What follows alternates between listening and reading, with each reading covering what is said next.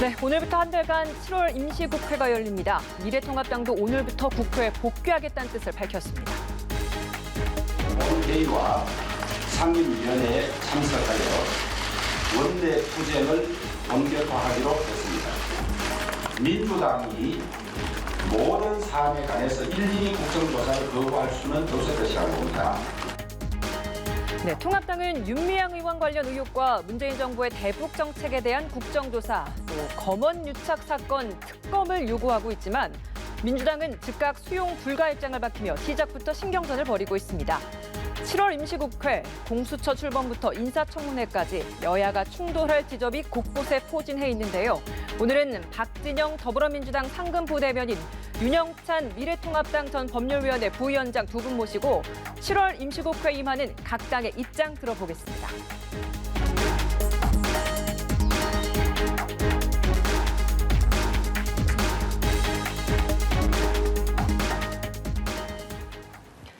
네, 오늘부터 7월 임시국회가 시작되는데요. 통합당도 그에 맞춰서 국회 복귀를 선언했습니다.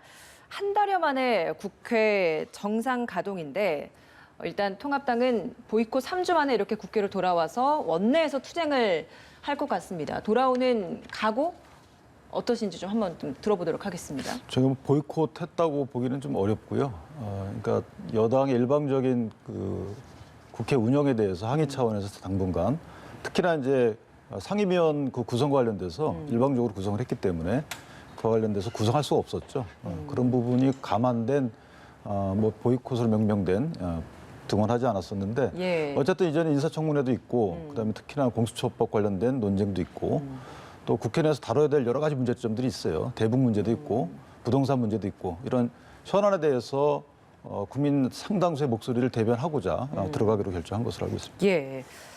국정 파트너가 이렇게 한 달여 만에 이제 함께 국회에서 뭔가 일을 할 수 있을 것 같습니다. 어떤 좀 소감이신가요? 일단 뭐 민주당 입장에서는 이제 환영하는 입장이지만은 그 동안의 상황들이 아쉽겠죠.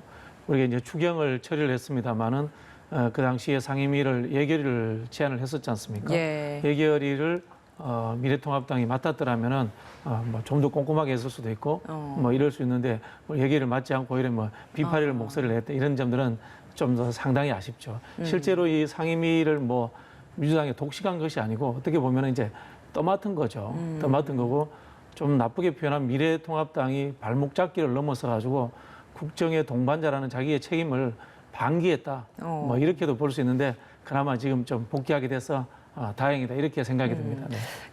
상임위원 배정은 오늘 안에 좀 마무리를 하겠다라고 하셨는데 그럼 상임위원장 배분 문제는 더 이상 논의가 안 되는 거라고 봐야 되는 건가요? 일단 당내 분위기는 그렇습니다. 뭐 일각에서는 통합당이 원하면 기존의 통합당 몫으로 일방적으로 정했던 민주당이 7개 상임위원장을 줄 수 있다라고 하는데 통합당 입장에서는 그럴 의사가 전혀 없습니다. 받을 의사가 없다라는 거죠? 아직까지 전혀 없습니다. 네.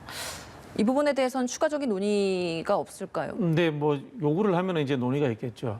그런데 실제로 이 상임위라는 게 예결위 위원장 정도를 빼고는 나머지 상임위원장은 상임위원장이 되는 개인의 영광이지 의정 활동하는데 큰 차이가 별로 없습니다. 여야 상임위 간사가 있고요. 그다음에 여야 보통 이제 상임위 소위 같은 경우는 전반적으로 다 이렇게 완전 합의되는 컨센서스가 되지 않으면 법을 잘 만들지 않기 때문에 사실 큰 의미는 없습니다. 국회 운영하는데. 네. 그러니까 지금 말씀하신 것처럼 좀 전에 야당이 등원하지 않아서 야당의 역할을 잘 못했고 그에 따라서 혹시나 그러니까 그 예산의 심사에서 조금 덜 된 부분이 있다 이런 취지로 민주당이 생각하는지 모르겠는데 네. 어쨌든 야당의 역할이라는 게 분명히 있습니다. 그것은 다만 야당의 역할이 잘 드러나게 하기 위해서는 협치가 돼야 돼요. 야당이 하는 말을 들어줘야지만 그 역할이 반영되는 거거든요. 따라서 이번 등원을 늦게 한 한 달 기간 동안에 민주당 내에서도 이런 야당의 역할에 대해서 존중하고자 하는 이런 여론이 좀 많이 형성돼서 앞으로 원내 활동에 반영됐으면 좋겠습니다. 통합당이 국회에 복귀를 하면서 두 가지 국정조사 요구를 했고 그리고 특검도 요구를 했습니다. 검언 유착 의혹과 관련해서 특검 도입을 해야 한다라는 이야기를 했는데 사실 이게 통합당 입장에서는 단독으로 추진하기는 어려운 이야기들이잖아요. 그럼에도 불구하고 이 이야기를 꺼내는 이유가 있을 것 같거든요. 그러니까 특검 부분은 사실은 당론이라고 보기는 좀 어렵지 않나 저는 개인적으로 생각하고 있습니다. 특검은 어쨌든 특검 그 조사 범위라든가 특별검사 임명 절차에 관해서 상설특검법이 있어요, 있기는. 예. 근데 상설특검법에 의하더라도 결국은 국회에서 4명의 추천위원을 구성하기 때문에 통합당이 원하는 인사가 특별검사로 임명될 확률은 상당히 거의 없어요. 그렇다면 오히려 특검이 통합당 입장에서는 안 좋은 수가 될 수도 있기 때문에 이에 관해서는 당내에서 여러 가지 의견이 있습니다. 근데 국정조사는 좀 다르죠. 국정조사는 사실은 국회의 의무입니다.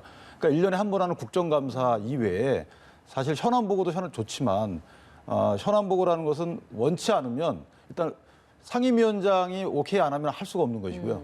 국정조사의 경우에는 이제 증인이나 참고의 자료 제출 부분에서 광범위하기 때문에 강제력도 주어지고 이런 다소의 강제력이 주어지는 그런 차원에서 국정조사가 반드시 돼야 되는데 문제는 말씀하신 것처럼 저희 힘으로만 되지는 않습니다. 그러니까요. 네. 그렇지만 국정조사가 왜 필요하냐면 정부 견제 차원인 거예요.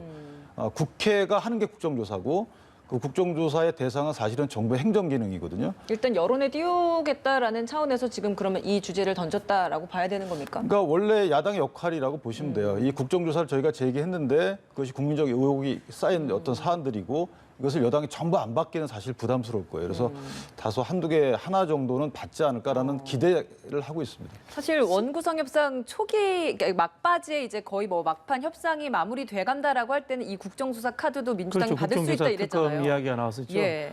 이게 스스로 보면은 이제 통합당이 복귀하기 위한 스스로의 명분 쌓기다 이렇게 보셔야 될 것 같은 게요. 뭐 표현하자면 이렇습니다. 수업 다 빼먹은 학생이 갑자기 특별과외 하자는 소리예요. 예.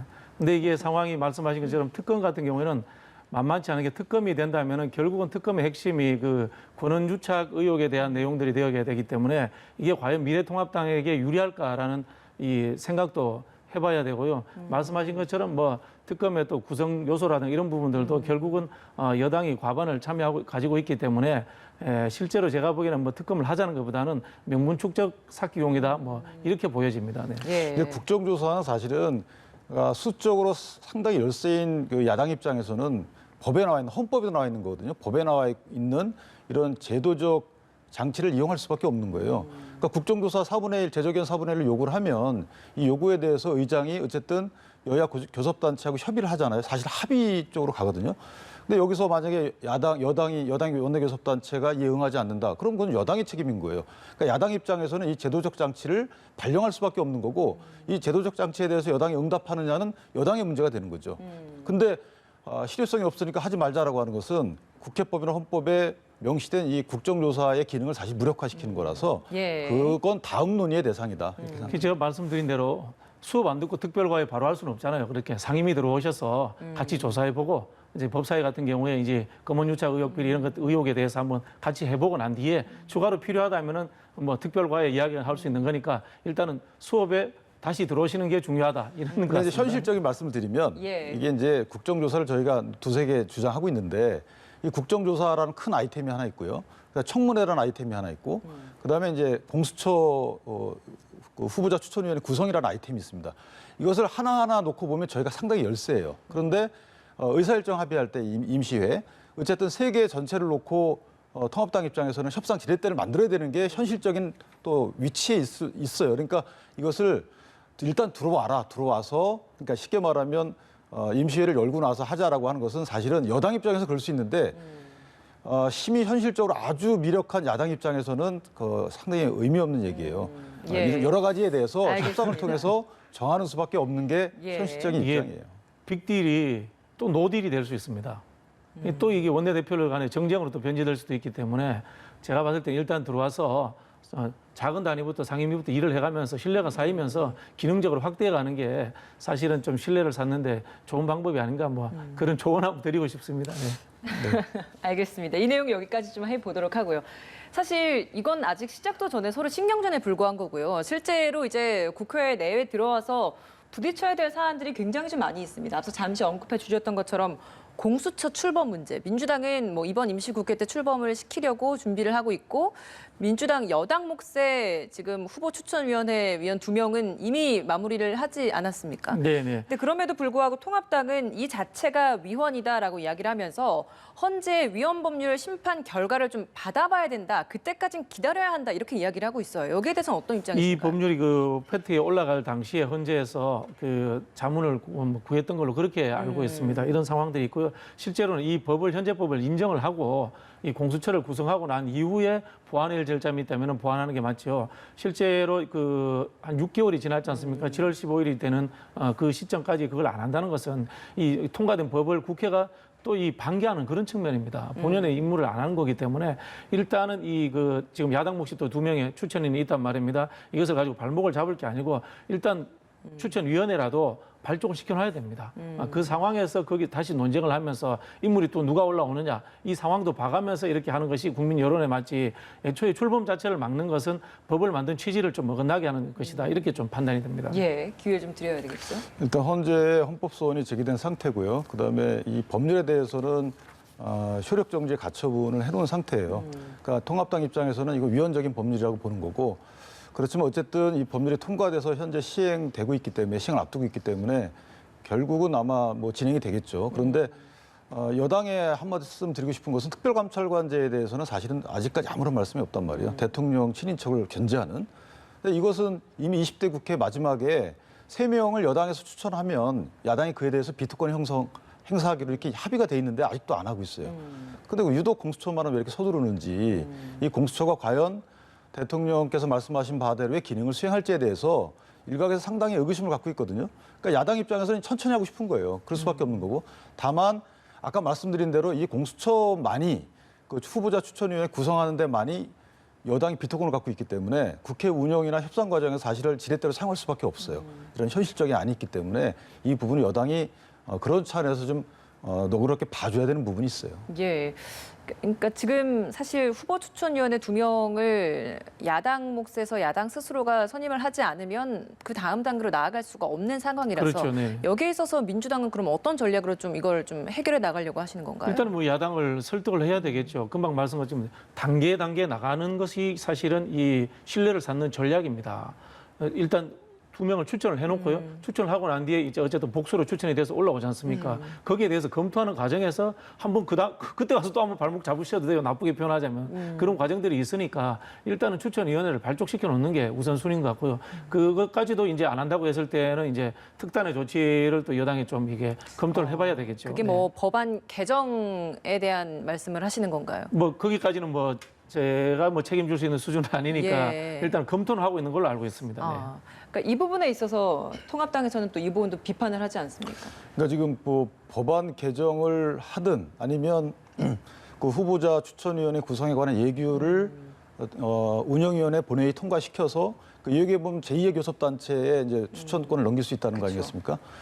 그러면 그 제2의 교섭단체를 만들 수 있는 거죠. 이 두 가지 형태로 갈 수 있는 건데 경우의 수는 그런데 저는 여당이 그렇게까지 무리수를 두는 것은 좀 어렵고 야당도 이 공수처 출범 자체를 지금 막고 있지만 어쨌든 통과된 법에 의한 공수처 구성이기 때문에 끝까지 막기는 어려울 거예요. 그렇다면 그 야당의 진정한 의도는 뭐냐면 이것을 협상의 지렛대로해서 다른 것들을 얻어내고자 하는 것도 있는 거거든요. 다시 말해서 여당이 그걸 모를 바는 아니에요. 그렇다면 협상으로 들어오셔서 오히려 야당의 목소리를 경청해 주시는 것이 사태 해결의 지름길이다 이렇게 생각합니다. 예. 또 다른 뇌관 중에 하나가 국정원장 그리고 통일부 장관 내정자 인사청문회 부분입니다. 사실 뭐 통합당은 송국 검증을 예고는 하고 있는데 두 분 다 국회의원 출신이에요. 그러니까 국회의원 불패 신화라는 게 있다 보니 이번에도 과연 그럴까? 혹은 이번엔 다를까?라는 부분에 대한 궁금증이 생기는데 통합당 입장은 어떤가요? 물론 송국 검증을 한다라고 말씀은 하시겠지만요. 일단 두 분이 뭐 경륜에 있어서는 빠지지 않죠. 그런데 문제는 뭐냐면 이게 남북 문제라는 것이 사실은 외교 문제의 다른 면이에요. 외교 문제라고 볼 수도 있거든요. 그럼 4강 외교 문제에 있어서 이 두 분이 과연 균형 있는 이런 정책을 펼칠 것인지에 대한 기본적 의구심이 하나 있습니다. 왜냐하면 특히나 이제 국정원장에 임명되신 박지원 전 의원의 경우에는 옛날 국민들 모르게 어떤 대북 협상을 위해서 어떤 행위를 하신 거에 대해서 사법적 판단까지 받았단 말이에요. 무슨 말이냐면 오히려 북한을 설득해야 되는 입장인데 북한 입장을 갖고 미국을 설득하는 형태의 안보 라인이 짜여졌다는 이런 걱정도 한단 말이죠. 그런데 네. 미국을 설득할 수 있는 인사들은 또 아니에요.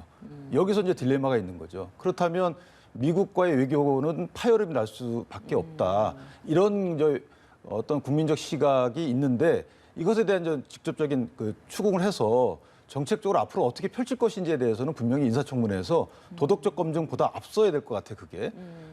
이분들이 과연 앞으로 이 외교 관계와 대북 문제를 어떻게 조율할 것인지, 예. 어떤 대북 정책을 펼칠 것인지에 대해서 국민들 앞에서 소상히 밝히는 자리가 돼서 그 밝히는 것이 이분들의 어떤 행동의 범주화, 좁히는, 이걸 넘지 않는 이런 약속을 하는 자리로 만들어야 되지 않나, 이렇게 생각합니다. 예. 저는 뭐 이제 송곳 뭐 청문회를 하겠다고 했는데요. 굉장히 좀 쉽게 잘 풀릴 거라고 그래요? 예측을 하는데요. 실제로 문재인 정부가 들어선 인사 중에 가장 잘한 인사다. 이런 문제 평판들이 있습니다. 외교 안보 라인에 있어서 그 북한까지 포함을 해서요. 박지원 의원 같은 경우는 어쨌든 과거에 가장 오래 많은 경험을 가진 분이에요. 경험이 가장 축적된 분. 그다음 이제 서훈 국정원장 같은 경우에는 현재 상황에서 안정적으로 이 대북 관계라든 외교 안보 라인을 끌고 오신 이 키맨입니다. 그리고 이인영 의원 같은 경우는 준비된 미래에 상상력이 풍부하고 그다음에 북한과의 실무적인 일들을 해본 경험이 있는 분이에요. 이런 부분에서 저는 오히려 그 국회에서 좀 어렵지 않게 통과될 거라고 보고요. 특히 그 박지원 의원 같은 경우 SNS에 정치의 정자도 끝내지 않겠다. 뭐 이런 표현을 썼지 않습니까? 그게 제가 봤을 때는 한쪽 면에서는 본인이 과거에 이제 문모닝 하면서 이제 대통령에게 정치적으로 각을 세웠던 것들에 대해서 그런 일들 과거의 이야기다. 예. 이런 이야기도 하고 또 한편으로는 야당에 대해서 내가 국정원장이 되었다고 해서 과거에 나쁜 관행이 있었던 국정원장이 이런 국정원장이 아니다. 라는 것을 신호를 보내면서 내가 좀 청문회를 좀 쉽게 통과하고 싶다. 이런 의지를 저는 뭐 보인 거라고 보거든요. 예. 이런 측면에서 저는 뭐 쉽게 세 분이 뭐 찾아도 사실 특별할 게 없을 것 같고요. 잘 통과될 것 같다. 이렇게 기대를 봅니다. 예. 근데 지금 쭉 말씀해 주신 것처럼 보면 이번에 인사들이 대북 문제에 굉장히 능통한 인사이다 보니까 외교 안보 라인인데 외교 라인 쪽에 대한 인사가 좀 부실한 게 아니냐 이런 분석도 있던데 이건 어떤가요? 저기 변호사님하고는 저는 좀 약간 반대의 입장인 게요. 실제로 우리 북한 문제가 한미 동맹 중심으로 흘러왔고 유엔 제재에서 한 발자국도 나가지 못했단 말입니다. 실제로 한미과 동맹 관계가 아주 좋았다는 겁니다.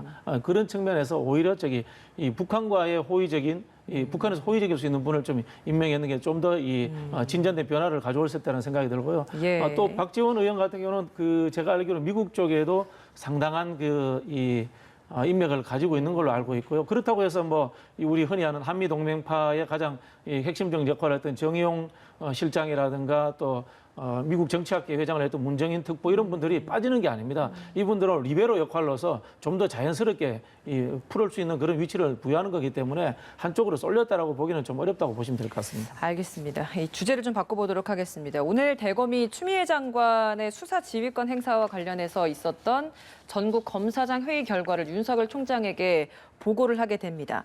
일단 들리는 바에 따르면 전문 수사 자문단에 대한 중단은 받아들이되 총장에 대한 수사 지휘권 제한은 위법 소지가 있는 만큼 재지휘를 요청하는 쪽으로 좀 전달이 될 것 같습니다.